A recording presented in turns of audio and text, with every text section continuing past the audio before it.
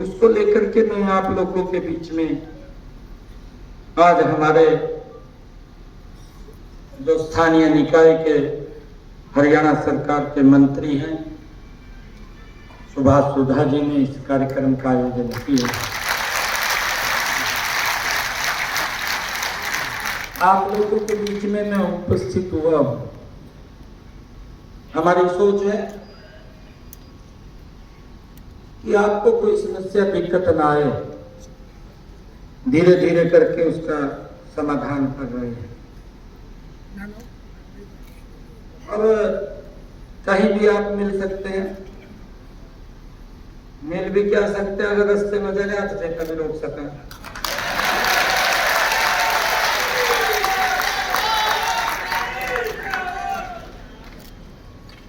जब इतनी पावर आप लोगों के पास है तो भाई फिर ध्यान से सुनो।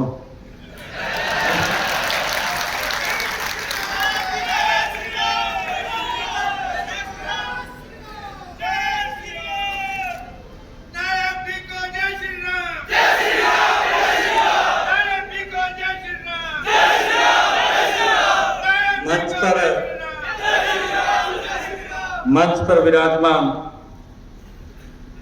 भारतीय जनता पार्टी के प्रदेश के माननीय अध्यक्ष राई से विधायक मोहनलाल बड़ौली जी,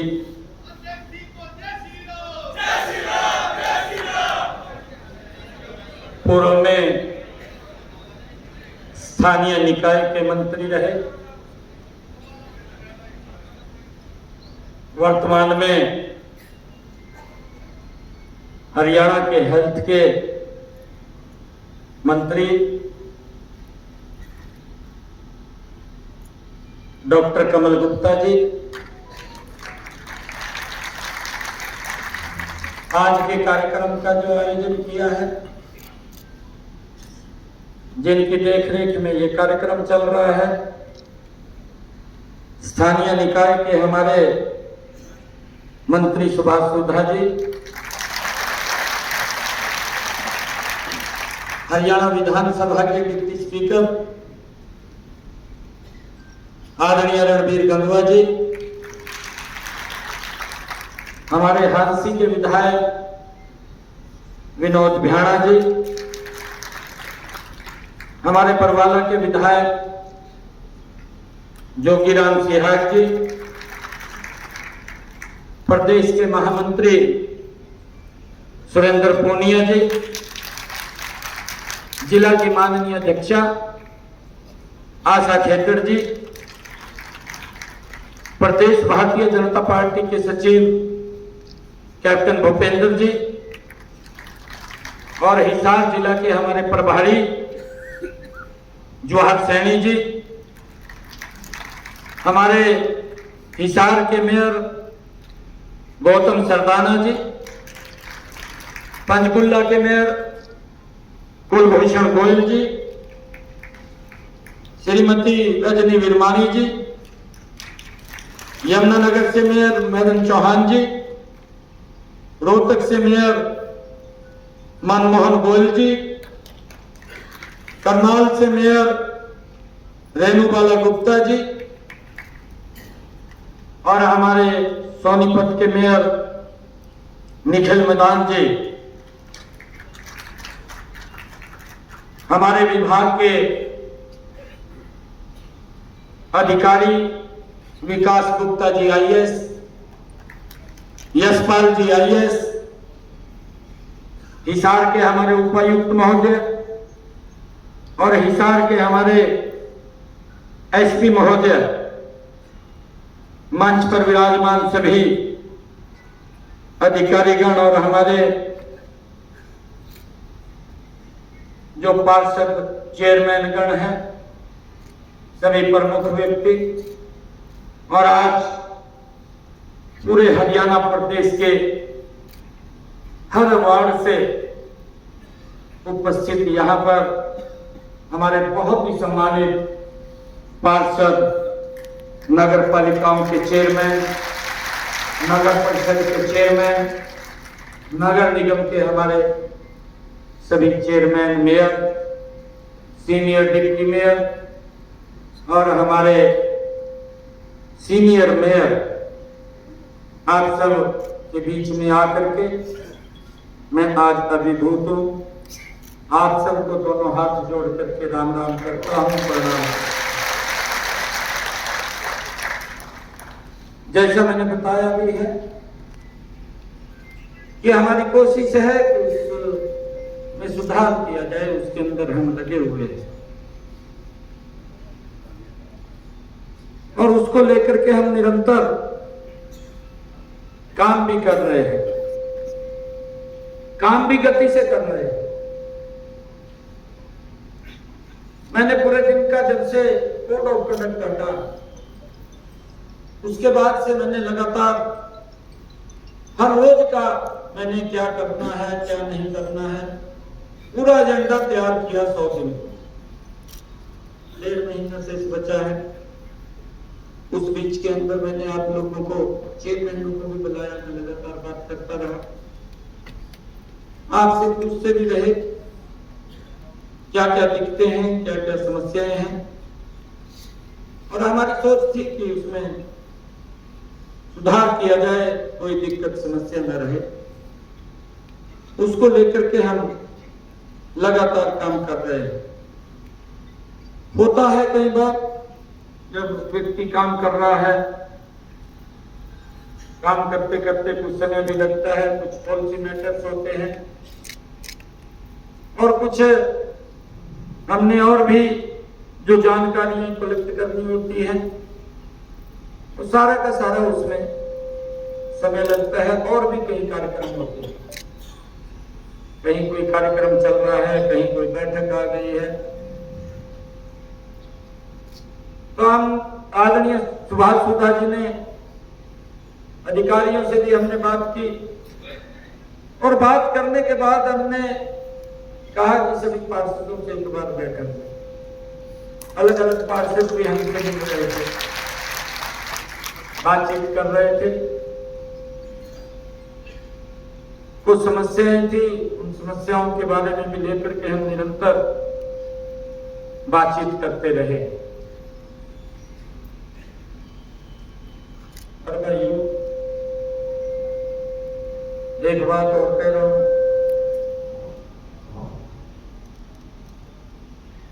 कि विपक्ष भी है, देखिए विपक्ष की अपनी भूमिका हो। अगर अच्छे काम भी करांगे तो उसने तो हाजिरी लगानी है, तो फिर कहेगा नहीं गलत काम कर दिया मैंने।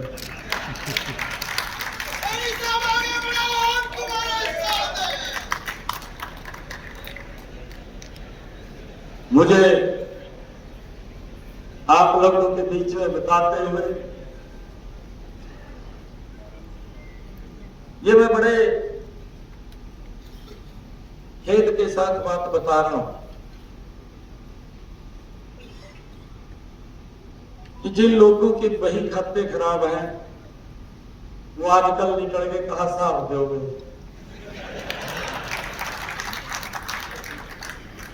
वो सब मांगने लग गए, अपने ओरे नहीं देखते कि हमने क्या किया क्या नहीं किया।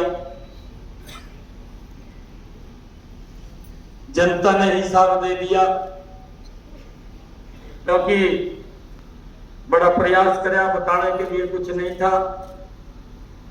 जब बताने के लिए कुछ नहीं होता तो फिर झूठ का सहारा लेते हैं, और झूठ होता है भी चलो भाई तीर लग गया तो ठीक है, और नहीं तो चल ही रहा जिस तरह चल रहा। झूठ बोल दिया, किताब उठा ली उस पवित्र संविधान की, जिसको डॉक्टर भीमराव अंबेडकर जी ने बड़ी मेहनत के साथ उस कमेटी ने उसको तैयार किया। जो मसौदा वो तैयार हुआ था, जब कुछ बताने के लिए नहीं था तो वो किताब उठा ली भी, भाई अगर मोदी तीसरी बार बन गया संविधान को खत्म कर देगा, आरक्षण को खत्म कर देगा।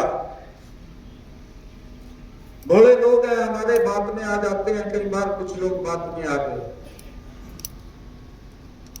और बात में आए तो उसका कोई बड़ा असर नहीं पड़ा और बड़े मेंडेट के साथ आप सबके आशीर्वाद सहयोग से वो भारत मां का लाल जो लगातार दिन रात भारत को नई ऊंचाइयों के ऊपर देखना चाहता है, वो तीसरी बार इस भारत की शब्द ली इस व्यक्ति ने। और मुझे खुशी इस बात की है कि जब शब्द लेकर के वो कुर्सी के ऊपर बैठा, उसने कलम उठाई और जब उसकी कलम भी चली तो पहली बार बैठते ही कुर्सी के ऊपर उसकी कलम किसान को लाभ देने के लिए चली।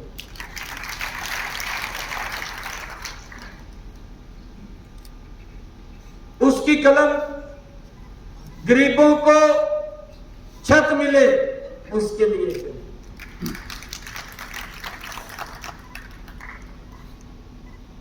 ऐसा व्यक्ति जो जिसके मन के अंदर पीड़ा है कि हमें सुधार करना है,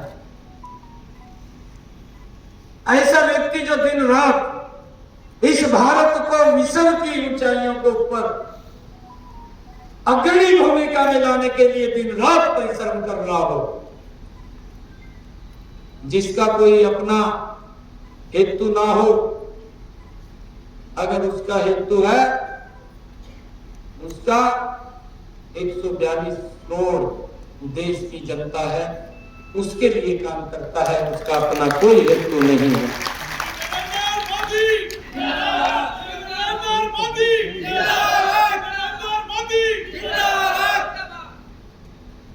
और फिर दोबारा फिर हिसाब मांगना शुरू कर दिया। हिसाब मांगे फिर है कि भी हिसाब, भाई हिसाब दो। जनता ने हिसाब किताब कर दिया, तीसरी बार में भी विपक्ष में बैठा दिए। एक शेर याद आ रहा, दिल में कसक और चेहरे पर नकाब लिए फिरते, दिल में कसक और चेहरे पर नकाब लिए फिरते हैं, जिनके खुद के खाते खराब हैं वो हमारा हिसाब लिए फिरते हैं।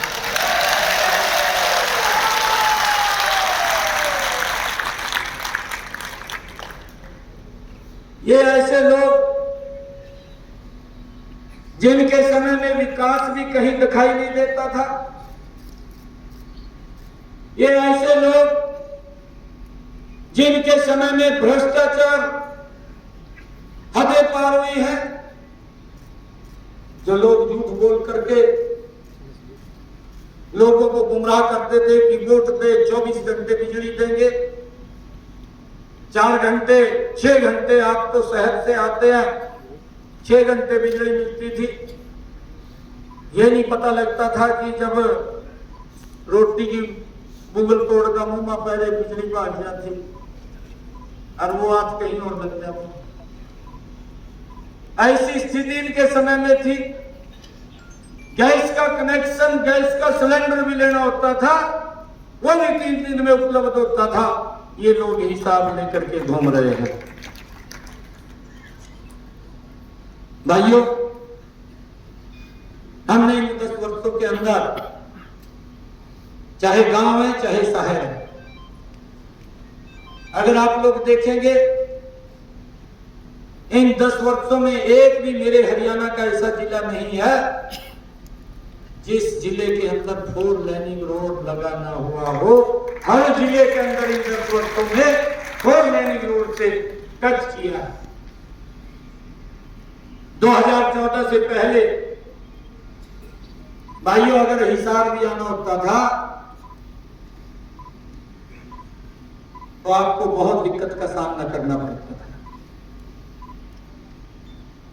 आज हिसार से डायरेक्ट चंडीगढ़ और इधर राजस्थान के लिए 4 लेनिंग रोड है। आज हिसार से सिरसा पंजाब और पंजाब से सीधा दिल्ली को टच करने वाला 4 लेनिंग रोड है। आज झांसी से, नारनौल से, राजस्थान से अगर हम बात करें, बम्बे से सीधा चंडीगढ़ को जोड़ने वाला 4 लेनिंग रोड है।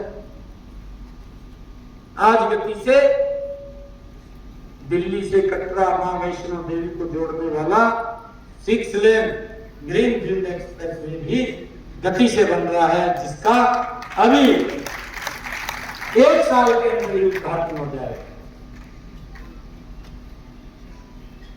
ये काम की गति। हम सब बड़े जिम्मेवार लोग बैठे,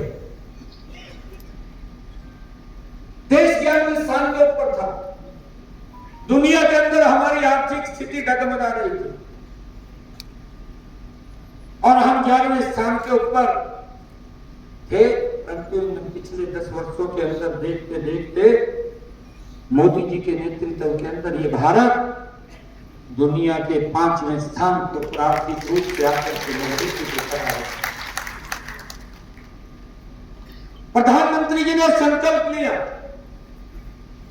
कि हम इसको 2027-28 तक दुनिया की तीसरी आर्थिक शक्ति के रूप में भारत को ला करके खड़ा कर देंगे। यह संकल्प नरेंद्र मोदी जी का है। भाइयों, इसके पीछे की भी ताकत है। ये कोई 11वें स्थान से आकर के 5वें स्थान के ऊपर खड़ा हुआ है, या 5वें से हम तीसरे स्थान की बात कर रहे हैं। आइए, इसके पीछे की भी बड़ी ताकत है, बड़ी शक्ति है।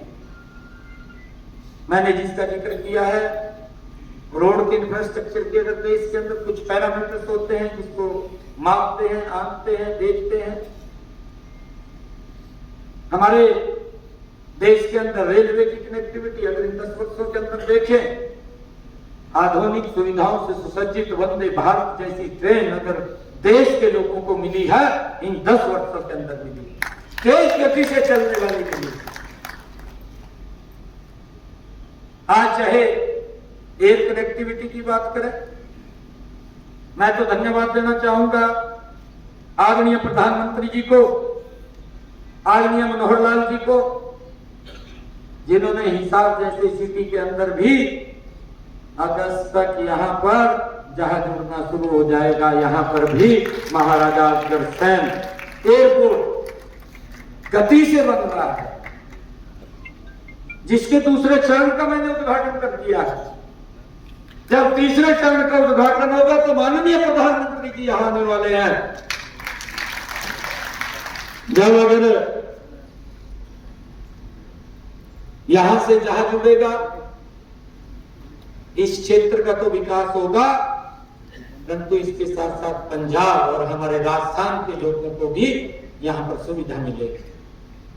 ये कनेक्टिविटी की बात है। दुनिया से हिसार जुड़ रहा, यहां से दुनिया में लोग जाने वाले हैं। ऐसा सेक्टर देखते ही देखते इन 10 वर्षों के अंदर ये हमारे सामने खड़ा हो गया है। विकास की गति तेज हो, हमारी सरकार ने ये निर्णय किए हैं। चाहे जीएमडीए बनाने की बात हो, चाहे पीएमडीए बनाने की बात हो, चाहे एचएमडीए बनाने की बात हो, और चाहे एसएमडीए बनाने की बात हो, जो हमारे मेट्रोपॉलिटन डेवलपमेंट अथॉरिटीज हमने जो बनाई है, उससे विकास की एक नई गति इसके अंदर बनी है।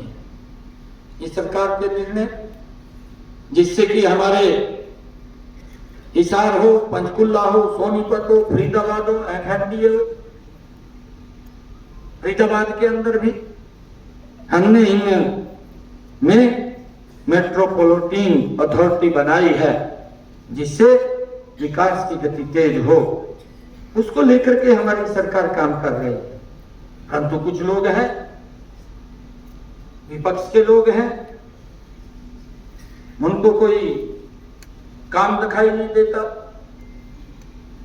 क्या काम किया है अपने समय के अंदर, मैं तो बोलता हूं कि बताने का काम करें। अरे आज एक गरीब परिवार का बच्चा हरियाणा सरकार के अंदर ICS अधिकारी लग जाता है, बिना पर्ची बिना खर्ची के लग जाता है। ये कल्पना से परे की बातें हैं।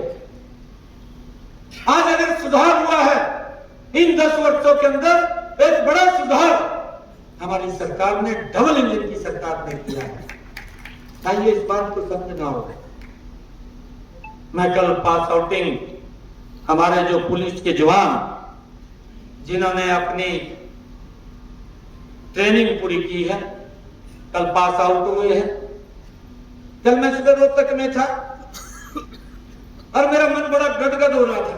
उनके माँ बाप बैठे थे, उनके रिश्तेदार बैठे थे, बड़ी संख्या के अंदर लोग आए थे और मैं ये देख रहा था कि पहली बार अगर कहीं हुआ है, ये भारतीय जनता पार्टी की सरकार के अंदर हुआ है कि 1365 बच्चों ने पास आउट किया।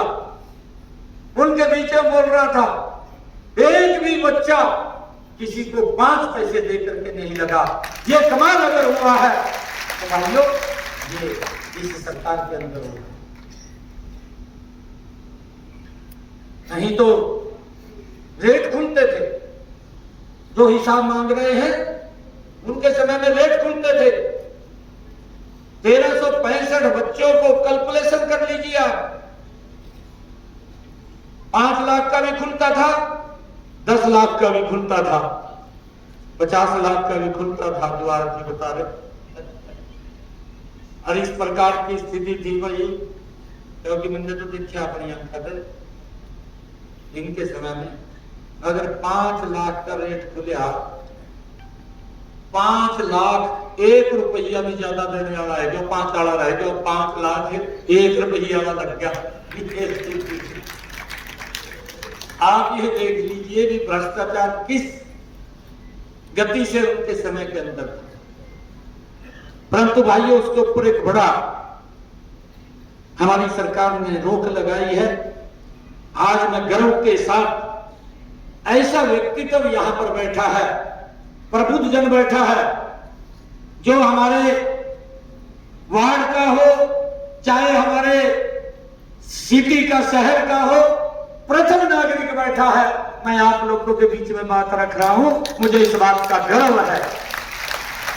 भाइयों मुझे ये कहते हुए, आप लोगों को बताते हुए ये बड़ी खुशी भी हो रही है कि हमने बड़े सुधार, और जब सुधार करते हैं कहीं ना कहीं कुछ लोगों को दिक्कतें भी होती हैं। ये दिक्कत मैं कई बार बोलता हूं। बैंगलोर से जब मैं विधायक था, एक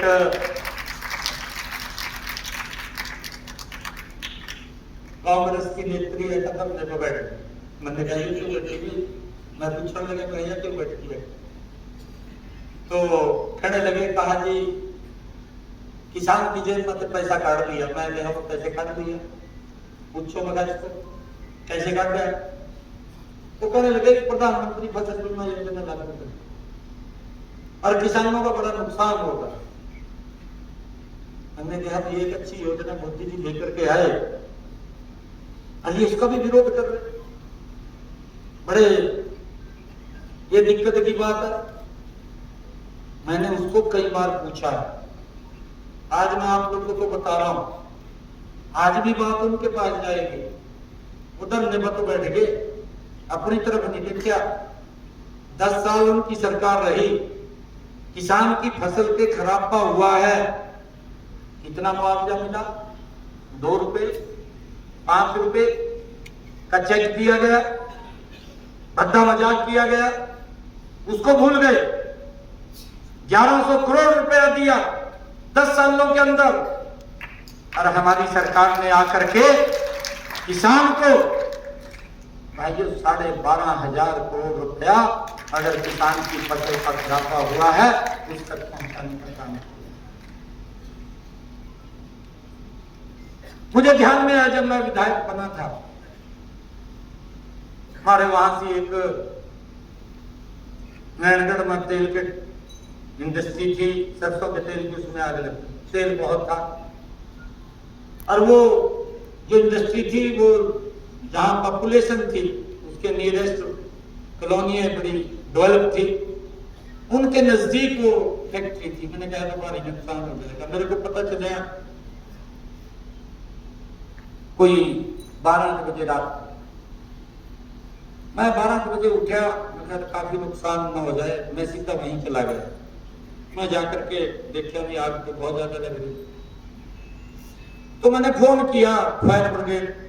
फायर ब्रिगेड नहीं, ये शुरू की बात है, फायर ब्रिगेड नहीं। मैंने अंबाला फोन किया, अंबाले से 3 गाड़ियां उन्होंने भेजी, उनके पास 3 गाड़ी, डिस्ट्रिक्ट का हेडक्वार्टर। मैंने फिर हमारे पड़ोस में नहाना, हिमाचल प्रदेश, रात को हिमाचल प्रदेश के डीसी को उठाया। मैंने उसको कहा, महाराज जी आपके पास कुछ गाड़ियां होंगी, यहाँ इंडस्ट्री जोन है, आपके पास आग लगी है, भयानक आग लगी है, आप गाड़ियां भेज दीजिए। वहां से उसने भेजी 3-4 गाड़ी, और गाड़ी और आग फिर भी काबू में नहीं आ रही। एक दूसरी गाड़ी वो कहने लगे कि आग तो उससे भी बुझेगी, और थर्मोकोल उससे आग बुझेगी। तो उसका पता करा कि वो गाड़ी कहां से मिलेगी, हमारे यहां तो थी नहीं। तो मैंने चंडीगढ़ फोन किया, मैंने चंडीगढ़ के अधिकारी को उठाया रात को। मैंने कहा कि आग लग गई है और आप गाड़ी भेजिए। रात को उसने गाड़ी भेजी, तब जाकर के रात के 3 बजे उस आग के ऊपर काबू पाया गया।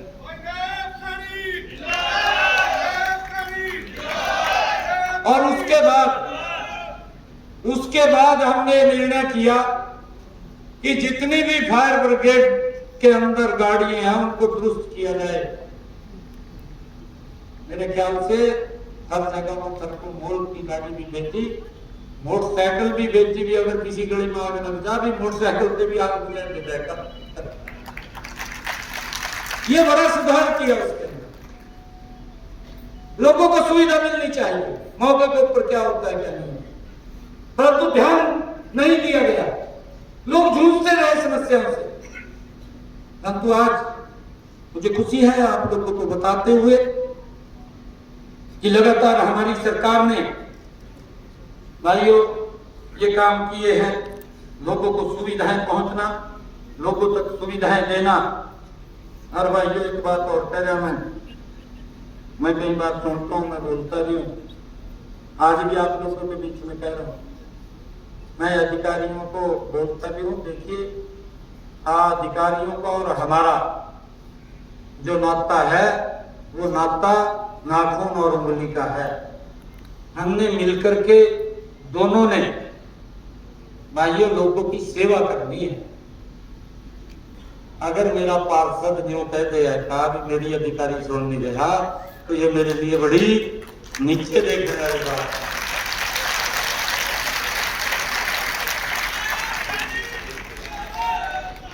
मैं 24 घंटे बात करता हूं, मैं आज से भी मेरी आदत है। मैं जब विधायक था तब भी बात खुली सुनता था, मंत्री बना तब भी खुली सुनता था, मेरे दरवाजे कभी बंद नहीं हुए। सांसद बना तब भी नहीं, मैं कभी ये नहीं रात में 12 बजे भी अगर कोई व्यक्ति भाई बात सुनो उसकी कोई दिक्कत होगी, और कई बार इस तरह भी आता हमने भी जा कह दिया एक दिन मगर 24 घंटे दरवाजे खुले अपन ने कह दिया, रोज तक जाए 5-6 जने, और रात के 12:30 बजे मेरे को बताया है कहा कि कुछ लोग मिलने वाले आए। मैं कोई बात नहीं, चाय से पिलाओ मैं आ रहा हूं। तो मैं गया 10-12 जने, तो मेरे को कहने लगे बताओ जी आदेश करो। मैं क्या है ना जी, आदेश तो कुछ नहीं था रखा, बस देखने आया भी कहा 12 बजे मिल भी गए या नहीं मिल गए।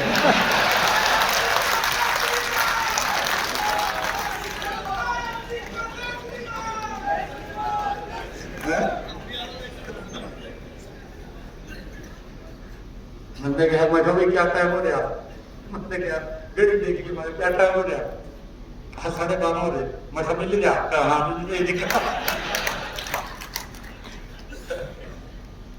भाइयों, अगर कोई भी इमरजेंसी हो, हमारी जिम्मेदारी है। अगर मेरे फोन करने से किसी को लाभ हो जाए तो मेरे को क्या दिक्कत है, फोन कर देना चाहिए। क्या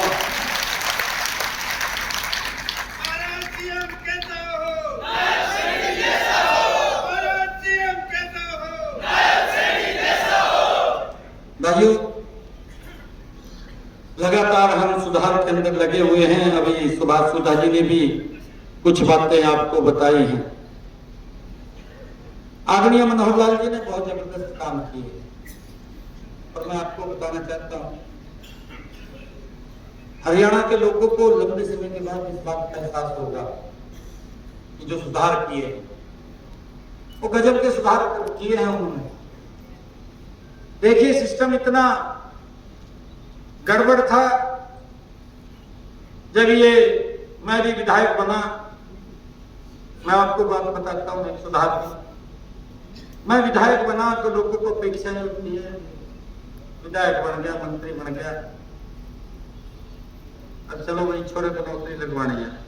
मैंने भी ले ली, पर्ची पकड़ ली। मैं मुख्यमंत्री जी के पास गया, कहा जी ठीक है, मेरे तनख्वाह पर्ची दी है, लोगों ने बच्चे लगाने हैं। तो मेरे बड़ी देख कर कहने लगे, मनोहर लाल जी कहा इसको जेब में पहले का या मेरे को दे, कहा मेरे को दे, मैं तेरी जेब में मेरे को कहने लगे, कहा जो पैसे चल जैसे पहले चल रहा था वैसे चलाना है या सुधार करना है। मैंने क्या सुधार करना है जी? कहा फिर इस पर्ची में जेब में पहले का। भाइयों, आज इसका एहसास हुआ, आज इस बात का एहसास हुआ। मैं किसी भी गांव के अंदर जाता हूं, जो बड़ा गांव है, बड़े गांव के अंदर जो लोग ये बोलते थे कि हमारे गांव से एक बच्चा दो बच्चा ही नौकरी लगता था, और वो भी पूरा गांव इकट्ठा होके जाता था तब लगता था। ऐसे ऐसे गांव के अंदर मैंने खुद अपने मुझसे देखा है, 300 बच्चे उस गांव से बिना पर्ची बिना खर्ची चले गए। एक भी गांव ऐसा नहीं है, या शहर का आपका वार्ड ऐसा नहीं है जहां से बच्चा बिना पर्ची बिना खर्ची की नौकरी ना लगा। स्टैंड लिया, सुधार हुआ। अगर स्टैंड में लेते तो सुधार नहीं होता था। कुछ बीच में भी गड़बड़ कर देते हैं, ऐसा नहीं सारा ठीक है, कोई गड़बड़ कर देता है बीच में। आपके सामने अधिकारी ने गड़बड़ की, तुरंत कार्रवाई होगी, जेल में चले गए, जेल निकल। ये नहीं सोचा भी सरकार के क्या मतलब है। जब हम सुधार में खड़े हैं तो उसके ऊपर तुरंत कार्रवाई होगी। अंदर चला गया, आप लोगों के सामने है, परंतु सुधार के लिए मजबूती से खड़े रहे। भाइयों, इसको लेकर के चाहे नगर पालिका है हमारी, चाहे नगर परिषद है, और चाहे हम देखते हैं नगर निगम है, एक बहुत बड़ा भ्रष्टाचार इसके अंदर था। क्योंकि खुद हम भी देखते थे, लोग चुनाव कर देते थे, हम पार्षद बन गए हैं, हम चेयरमैन के लिए जब चुनाव करते थे क्या स्थिति होती थी आप लोगों के सामने है, आप सबको मालूम। एक बहुत बड़ा उसके अंदर लेन देन चलता था, परंतु हमने उसके ऊपर स्टैंड लिया कि भाई ये भ्रष्टाचार खत्म होना चाहिए। कहीं ना कहीं ये विकास के अंदर अवरुद्ध है, बाधक है, विकास नहीं हो पाता, क्योंकि उसको चिंता हो जाती है जो चेयरमैन बनता है भी भाई पैसे कहां से हो जाती है, पैसा लगा है इतना, पूरा करना उसके अंदर हो जाती है।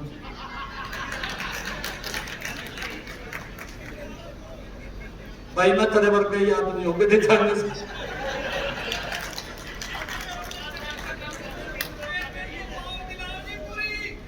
उसमें डायरेक्ट चुनाव का निर्णय करे, वो भी अगर कोई दिक्कत आ जाए तो वो भी आपके हाथ में छोड़ा, पार्षदों के हाथ में छोड़ा। भी अगर कोई दिक्कत आ जाए तो पार्षद चाहे तो उसके अंदर चेंज कर सकते हैं, उसको भी छोड़ा।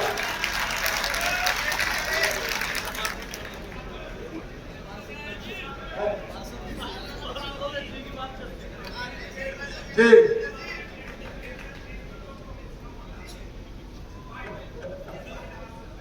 क्या एक बात मैं कह रहा हूं भाई, 1 मिनट मेरी बात सुनो। मैं आपकी बात सुनता हूं। कभी भी आपको मेरे से कोई बात करनी हो, आप कभी भी आ सकते हैं, मेरे से आकर के बात कर सकते हैं।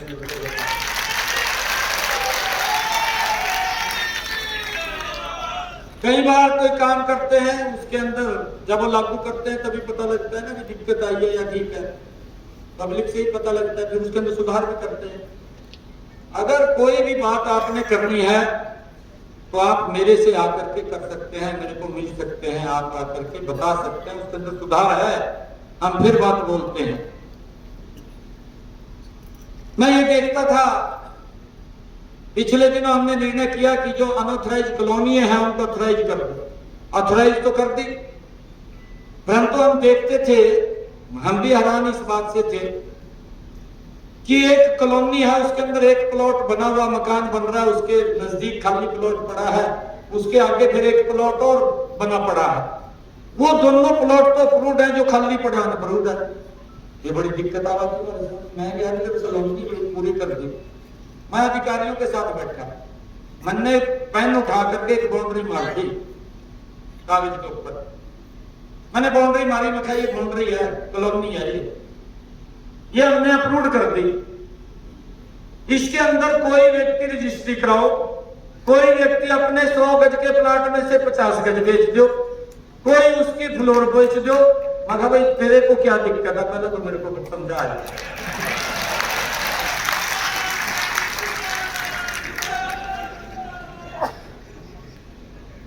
तो कहने लगा कोई दिक्कत नहीं। मगर फिर जब अप्रूव करेंगे तो अप्रूव है, मगर इसको सारी को अप्रूव कर दो, इसके अंदर कोई अनऑथराइज नहीं होना चाहिए।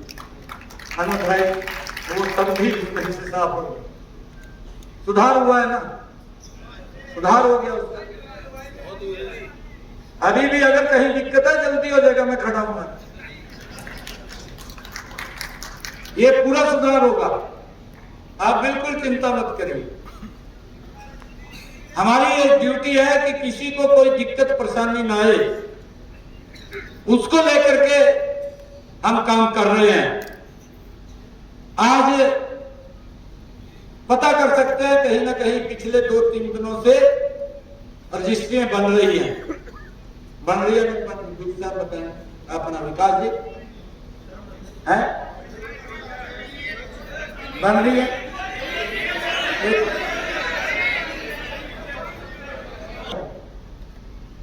किसी प्रकार से, क्योंकि मेरे ख्याल से कंप्यूटर ऑपरेटर स्ट्राइक पे है, क्लर्क काम कर रहे हैं।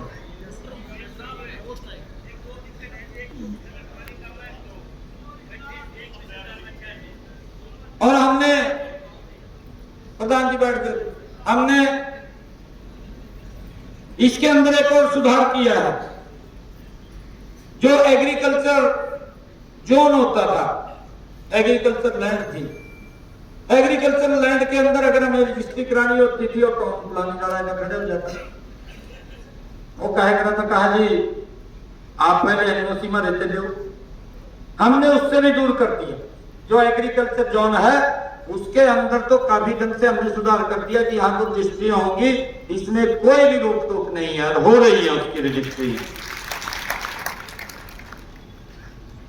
और भाइयों देखिए, आप और हम एक ही कैटेगरी के व्यक्ति हैं। आप अपने वार्ड के अंदर, अपने जो नगर पालिका, नगर परिषद या नगर निगम है उसके अंदर, हम विधायक हैं तो विधायक अपने हलके के अंदर, आप भी जनता के प्रति जवाबदेह हैं और हम भी जनता के प्रति जवाबदेह हैं। दोनों एक ही नेचर के व्यक्ति हैं। और इसके अंदर आप लोगों की जो वार्ड है, वार्ड के अंदर एक प्रावधान इसके अंदर है कि वार्ड का पार्षद जब वो चुनाव संपन्न हो जाएगा उसके 6 महीने के अंदर एक कमेटी का गठन करेगा और उसका चेयरमैन हमारा वार्ड का पार्षद होगा, उस कमेटी का चेयरमैन। परंतु वो कमेटी बढ़ती नहीं थी, ना पता लगता था उसका भी बन रही नहीं। वो कमेटी बने और उसकी जिम्मेदारी तय हो, क्या क्या वार्ड के अंदर काम करने हैं, क्या नहीं करने हैं, और हर महीने वो कमेटी बैठनी चाहिए। हमने इसके ऊपर मंथन किया है। मंथन करके 3 महीने के बाद एक हमारा चेयरमैन है, सभी पार्षदों के साथ वो बैठता है, वो भी मैंडेटरी। उसके अंदर भी